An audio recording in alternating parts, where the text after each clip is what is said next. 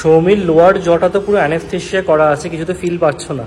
না, ফুলে গেছে, আমার মনে হচ্ছে অনেকটা ফুলে গেছে। না,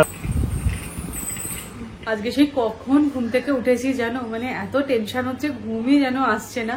মনে হচ্ছে আজকের দিনটা গেলে যেন একটুখানি আমি শান্তি পাবো, কিছু তো আজকে একটা হিললে হবে। সব থেকে বেশি টেনশন হচ্ছে ওই যে বলেছে না অ্যানেস্থেসিয়া করতে হবে, ওটাই ভাবছি যে মানে এত সেন্সিটিভ, মাড়িতে ইঞ্জেকশন দেবে, ব্যাপারটা কিরকম হতে চলেছে। তো যাই হোক, ভেবে আর কোনো লাভ নেই, কারণ যথেষ্ট যন্ত্রণায়ও আমি কষ্ট পাচ্ছি। তো সৌরভ সেটাই বলছে যে ওইটা ভেবে যা হবে আজকে ভালোই হবে, finger crossed. Good morning S A family, welcome back to the channel. বেজেছে 9:30, আমাদের 11:30টার সময় অ্যাপয়েন্টমেন্ট আছে। তোজোকে ব্রেকফাস্ট দিয়ে দিয়েছি, এবার আমাদের ব্রেকফাস্টটা করবো। আর প্লিজ প্রে করো আমার জন্য যেন সবকিছু ঠিকঠাক ভাবে হয়ে যায়। আজকে যে অ্যানেস্থেসিয়া হবে টবে আমি মা মামুনি কাউকেই কিছু বলিনি, বেকার ওরা টেনশন করবে, দূরে আছে, বয়সও হয়েছে। তো থাক, আগে কি হয় না হয় দেখি, তারপরেই ওদেরকে জানাবো। তো মা মামুনি দুজনেই বলেছিল যে যদি প্রয়োজন হয় আমরা যাব, কিন্তু দেখো একটাই সিম্পল জিনিসের জন্য আবার ওরা আসবে, সেটার জন্য আমি সৌরভ দুজনেই ভাবছি যদি আমরা ম্যানেজ করে নিতে পারি। তবে হ্যাঁ, যদি আজকে বলে যে সার্জারিটা করতে হবে, তাহলে ডেফিনেটলি হয়তো মা অথবা মামুনিকে আনতেই হবে।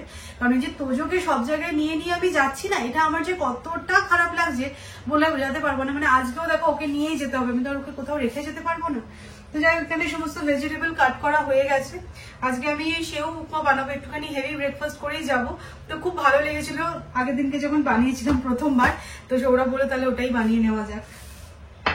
আচ্ছা, ঠাম্মি আর দিদুন যদি না আসে তাহলে তুমি আর পাপাকে একটু ম্যানেজ করে নিতে পারবে? একদম একদম। ছেলে আনাজ কুটে দেবে, বাবা রান্না করে নেবে, ছেলে আর বাবা মিলে সংসার সামলে নেবে। বাবা, আমার তো তাহলে একবার ছুটি গো। তোমার সংসার থেকে ছুটি হয়ে গেছে, কোনো অসুবিধা নেই, ছেলে আর বাবা তো সব করে নেবে। না দেখো, সত্যি বলতে ওদেরও তো বয়স হয়েছে, এতটা দূরে আসা হঠাৎ করে এটা পসিবল না। ওদেরও মনটা আনচান করছে বলে বলছে যে চলে আসি চলে আসি, বাট আমার একদমই ইচ্ছা নেই, আমরা ম্যানেজ করে নিতে পারবো, এটা কোনো সমস্যা হবে না। এমনি আসে ঠিক আছে, এই অসুস্থতার জন্য আবার 2-1 দিনের জন্য এসে, সেটা আমরাও ভাবছি।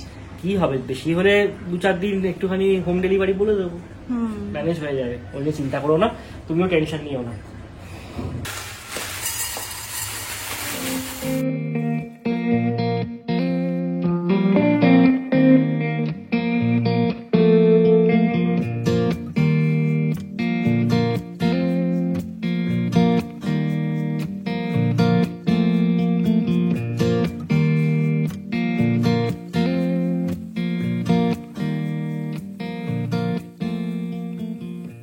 Breakfast ready. এটা কিন্তু অনেকটাই চাউমিনের মতনই দেখতে হয়। তো আজকে তো রেসিপিটা শেয়ার করতে পারলাম না, খেতে খুব ভালো হচ্ছে। তো তোমাদের সাথে নেক্সট দিনকে আমি অবশ্যই রেসিপিটা শেয়ার করে দেবো, তোমরা ট্রাই করে দেখতে পারবে। আমাদের এটা এখন রিসেন্ট ফেভারিট ব্রেকফাস্ট, তাই না?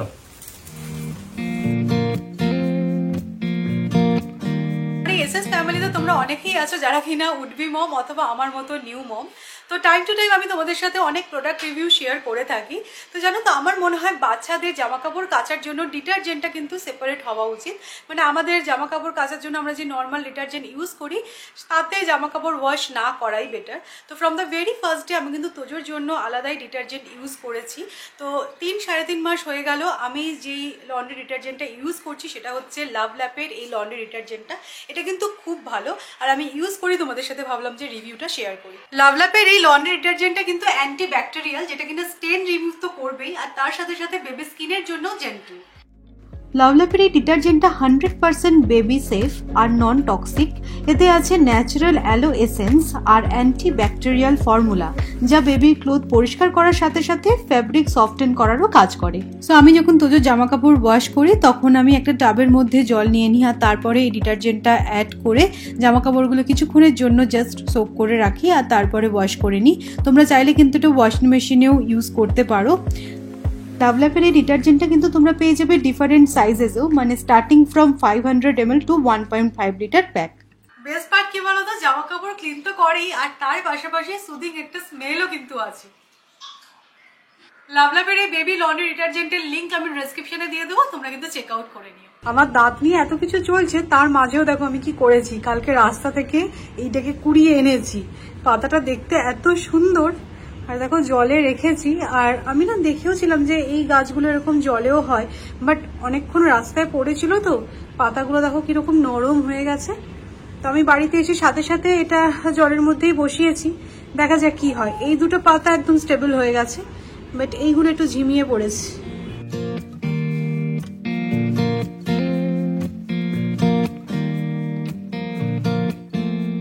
আমাদের বেরোতে একটু লেট হয়ে গেল, কারণ তোজো না স্নান টান সেরে ঘুমিয়ে গেছিল। তো আমি বললাম যে ঠিক আছে, ঘুম ভাঙিয়ে নিয়ে যাওয়ার দরকার নেই। তো তিনি উঠেছেন, সৌরভে রেডি হয়ে গেছে। তো স্নান টান কিছুই করিনি, বাড়ি ফিরেই সব হবে। টেনশনে বলছি না, আর ভাল লাগছে না। চলো বেরোনো যাক।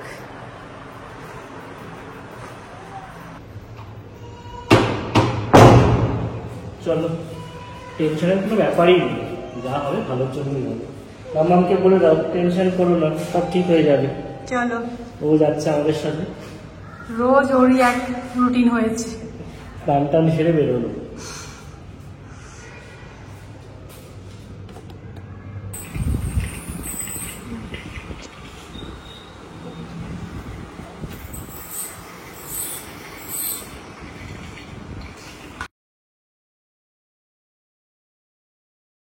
সৌমির লোয়ার জটা তো পুরো অ্যানেস্থেশিয়া করা আছে, কিছু তো ফিল পাচ্ছ না?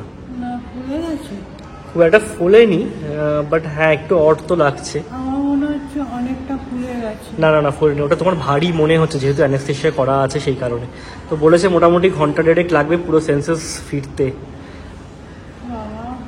না, যখন প্রথম শুরু করেছিল সৌমির মারাত্মক লাগছিল, তো প্রথমে ওরা বলেছিল যে অ্যানেস্থেশিয়া না দিয়ে একবার ট্রাই করবে, বাট সেটা ফিজিবল হয়নি। 6 বার মনে হয় ফোটালো না, 3 বার নিচে 3 বার ওপরে। ঠিক আছে চলো, এখন বেশি কথা বলো না। সো ইনিশিয়াল ক্লিনিং ডান, এরপর আবার 8 দিন বাদে অ্যাপয়েন্টমেন্ট দিয়েছেন, গিয়ে একবার ডিপ ক্লিনিং করতে হবে। তারপরে উনি বলছেন যে বোঝা যাবে যে এরপরে কি স্টেপ হতে পারে। বাট ফ্ল্যাপ সার্জারি বা যেই সার্জারিটার কথা অন্য ডেন্টিস্টটা বলেছিল আগের দিন, সেটা এক্ষুনি করতে হবে বলে আমাদের মনে হচ্ছে না। উনিও বললেন যে ওটা করে যে খুব বিশাল কিছু লাভ পাওয়া যাবে তা না, হ্যাঁ করা যেতেই পারে, করলে হয়তো 10% বেটারমেন্ট কিছু হতে পারে এখন যে কন্ডিশন তার থেকে। বাট সেই 10%-এর জন্য অতটা ট্রাভেল নেওয়ার এই মুহূর্তে প্রয়োজন নেই। একটা মাউথ ওয়াশ দিয়েছেন, যেটা কি আমি নিয়ে আসবো, তার সাথে সাথে একটা জেলও দিয়েছেন গামটাকে জাস্ট রিপেয়ার করার জন্য। বাট তোমার কোনো সেন্স ফিরে আসলো এখন অব্দি? না, কিছু ফেরেনি। এখনো ফেরেনি, এখনো সৌমির কথা বলতে প্রবলেম হচ্ছে, আর স্যালাইভাটাও পড়ে যাচ্ছে, মানে কন্ট্রোল করতে পারছে না যেহেতু। তবে হ্যাঁ, অ্যানেস্থেশিয়ার ইনজেকশনটা যখন দিচ্ছিল তখন সৌমির চোখ দিয়ে পুরো জল বেরিয়ে গেছে, খুব লেগেছে। একবার ফোটালে না একটা কথা, মানে হ্যাঁ অনেকবার করে ফুটিয়েছে। সৌমি খুব ভয় পাচ্ছিল এই জিনিসটা নিয়ে, সবাইকে জিজ্ঞাসা করছিল কতটা লাগবে কতটা লাগবে, সবাই বলেছিল পিঁপড়ে কামড়ানোর মতো লাগবে, ততটাই, তার থেকে বেশি না। একবার পিঁপড়ে কামড়ালে ঠিক আছে, 6 বার কামড়ালে সেটা একটু পেনফুল না। না ঠিক আছে, মানে ওই 10-12 সেকেন্ড 15 সেকেন্ডেরই পেনটা ছিল, তারপরে যে প্রসিডিওরটা হয়েছে তাতে কোনো পেনফুলের ব্যাপার ছিল না। ঠিক আছে, আমাদের মাসি এসে গেছে, মাসি বারবার কল করছিল, আমরা তো প্রিপেয়ার্ড হয়ে যাইনি যে এই সমস্ত কিছু হবে, তো মাসিকেও বলা হয়নি দেরি করে আসার জন্য। এই এখন মাসি এসছে, কাজ টাজ করে দিয়ে যাবে। বাড়ি ফিরে আগে তাড়াতাড়ি করে সৌমি তোজোকে খাইয়ে দিল। মাসি যাওয়ার পরেই তোজোর লাঞ্চ কমপ্লিট হয়ে গেছে। লাঞ্চটা বানিয়ে গেছিল, এটা একদিক দিয়ে খুব ভালো হয়েছে, যাতে তাড়াতাড়ি করে এসে খাইয়ে দিতে পারলো। তো এখন স্নানে গেছে, তারপরে পুজো দেবে, আর আমি এখানে ভাবছি লাঞ্চে প্রিপারেশন করে নেবো আমার। তো আমার জন্য আমি ভাত বসিয়েছি, কালকে তরকারি আছে সেটা দিয়ে খেয়ে নেবো। কিন্তু প্রবলেমটা হচ্ছে কি সৌমি, যেটা বুঝতে পারলাম আমি, সৌমি এই নর্মাল ভাতটা খেতে পারবে না।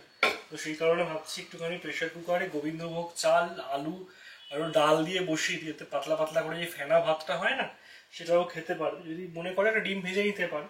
বাট হ্যাঁ, আজকে ওকে ওই ফেনা ভাতটাই খেতে হয়, বাট আজকে বলে নয়, হয়তো নেক্সট 2-3 দিন ওইটাই খেতে হবে। তো দেখা যাক, আসুক, আমি এখানে প্রিপারেশনটা শুরু করে দিই না, দেরি হয়ে যাবে নইলে।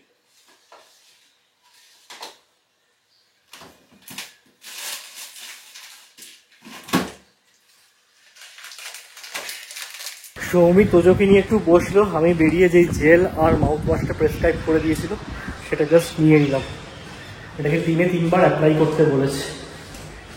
আমিও স্নান সারলাম, অনেকটা বেটার লাগছে, মানে আমার কথা শুনে নিশ্চয়ই তোমরা বুঝতে পারবে, মানে অনেকটাই সেন্সটা এসেছে। অ্যাকচুয়ালি এত পরিমাণে সেডিমেন্ট হয়ে গেছিলো না, ওরা যদি ওই ফোর্সে ক্লিন করতো তাহলে বলছে আমার ভীষণই সেন্সিটিভিটি হতো।